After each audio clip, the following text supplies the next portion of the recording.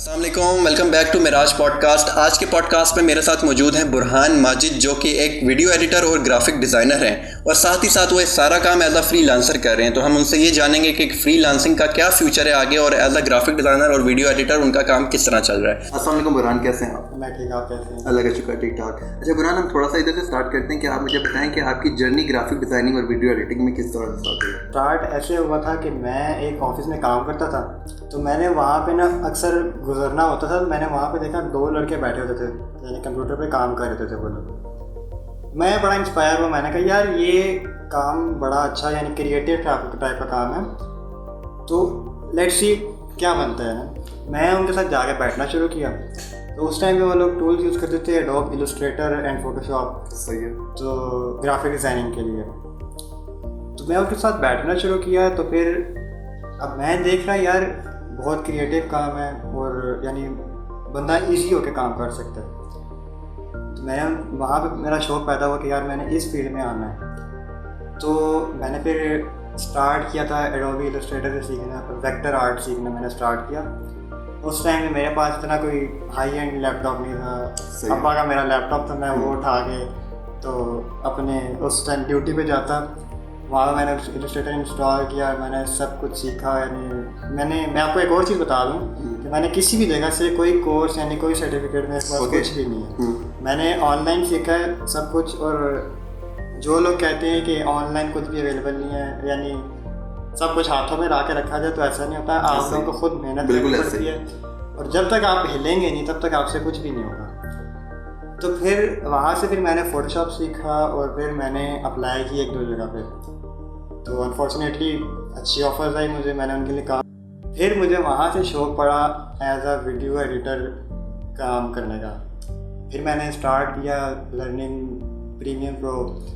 फिर वहाँ से मुझे एक और चीज़ का पता लगा कि मोशन ग्राफिक्स और VFX आर्टिस्ट, यानी एक एडिटिंग होती है, विजुअल इफेक्ट्स जिसको हम कहते हैं आसान ज़बान में। तो फिर मैंने वीडियो एडिटिंग वगैरह, पॉडकास्ट वगैरह रिकॉर्ड किए एंड देन कंस्ट्रक्शन अपडेट्स और ये सारी चीज़ें करने के बाद फिर मेरा जहन बना कि अब शिफ्ट करना चाहिए। यानी जितना आप अपनी क्रिएटिविटी को एक्सपैंड करेंगे ना, आपके लिए वो चीज़ उतनी अच्छी बनेगी, क्योंकि आपका माइंड एक ओपन हो जाता है कि यार इस चीज़ को हम ऐसे भी कर सकते हैं, इस चीज़ को हम ऐसे भी कर सकते हैं। फिर मैंने स्टार्ट किया आफ्टर इफेक्ट्स को सीखा और मैं फिर मोशन ग्राफिक्स की फील्ड में आया। 2D animation, 3D animation, NFT animation, ये सारी चीज़ें मैंने की। फिर अल्लाह का करम हुआ कि फ्रीलांसिंग का काम स्टार्ट किया। पहले मैं जॉब कर रहा था, फिर मैं फ्रीलांसिंग की तरफ आया और अब अल्लाह का शुक्र है कि मैं फ्रीलांसिंग से अच्छा खासा अर्न कर रहा हूँ। सही है। अच्छा, मुझे थोड़ा सा ये बताना कि एज अ वीडियो एडिटिंग और ग्राफिक डिज़ाइनिंग तो आप काम कर रहे हो ना, लेकिन फ्रीलांसिंग में क्लाइंट कैच करने का क्या तरीका होता है? ये जो प्लेटफॉर्म्स हैं जिस तरह फाइवर हो गया, gru.com हो गया, freelancer.com हो गया, इन पे क्लाइंट्स मिल जाते हैं या नहीं? जी बिल्कुल मिल जाते हैं। देखें, डिपेंड करता है कि आप अपने क्लाइंट के साथ इंटरेक्शन किस तरह कर रहे हैं। एक तो होता है कि अक्सर लोग, मैंने अपनी फील्ड के खुद भी देखे हैं कि फाइवर में फॉर एग्जांपल अगर आपको क्लाइंट मैसेज कर रहे हैं ना, तो आपका काम बनता है, अगर आपका एवरेज रिस्पॉन्स टाइम 1 आवर या हाफ आवर लिखा है, तो विद इन 1.5 आवर आप उसको रिप्लाई करें। देखें, अगर आप फाइवर पे जाते हैं ना, आप कोई एक गिग के बारे में सर्च करते हैं, उसको आपके ऊपर ऐसा नहीं होगा कि एक ही बंदा होगा जो उस गिग के ऊपर काम कर रहा होगा। लाखों लोग बैठे हैं, आप पाकिस्तान की मिसाल लगा, लाखों लोग बैठे होंगे। तो अगर आप उसको टाइम पे रिस्पॉन्स नहीं करेंगे तो जाहिर सी बात है उसने जाना किसी और के पास ही है। बिल्कुल ऐसा ही है। तो डिपेंड करता है कि आप, और दूसरी बात ये कि आपने जो अपनी गिग बनाई हुई है, जो आपने अपना पोर्टफोलियो बनाया है, वो आप किस तरह शेयर कर रहे हैं। अक्सर लोग, मैं आपको कुछ बताऊँ कि लास्ट टाइम जैसे हम काम शुरू किया था हमने, उस टाइम पे हम लोग इस तरह अपना काम वगैरह अपलोड करके क्लाइंट को जिस टाइम दिखाते ना कि यार ये हमारा स्किल सेट है, तो हम देते थे गूगल ड्राइव पे। अब गूगल ड्राइव हो गया ओल्ड फैशन हो गया। कौन, आप बताएं, गूगल ड्राइव इतना स्लो चलता है। अब कोई क्लाइंट, अगर मैं फॉर एग्जांपल आपको अप्रोच कर रहा हूँ, आप मेरे से मेरा काम मांगेंगे, तो मैं आपको अगर गूगल ड्राइव पे लिंक भेजता हूँ तो वो लिंक ओपन होते होते साल गुजर जाएंगे। सही है। तो फिर उससे अच्छा है कि आप अपने आप को प्रेजेंट किस तरह कर रहे हैं। अगर आप तो ऐसे लोकल प्रेजेंट करें then nothing will be happen. आपको अपने आप को अच्छी तरह प्रेजेंट करना है, अपना काम, अपना सब कुछ A1 टॉप नॉच दिखाना है, तभी जाके क्लाइंट आपसे इंप्रेस होगा। और क्लाइंट में इंप्रेस करना लाजमी है। अगर आप एक क्लाइंट को बार बार इंप्रेस करेंगे तो हो सकता है कि वही क्लाइंट आपके पास बार बार आए और अच्छी ऑफर लेके आए आपके पास। सही है। अच्छा, फ्रीलांसिंग पे हमने इस पर तो बात कर ली कि आप फाइवर वगैरह से आप क्लाइंट कैच कर सकते हैं, इसके अलावा आप कहाँ से क्लाइंट कैच कर सकते हैं? देखिए काफ़ी सारे हैं। फॉर एग्जांपल पाकिस्तान में हिसाब लगाया जाए तो पाकिस्तान में भी अच्छा काम है। आप अगर लोकल मार्केट में भी घूमते हैं ना तो आपको काम अच्छा मिल जाता है। सही है।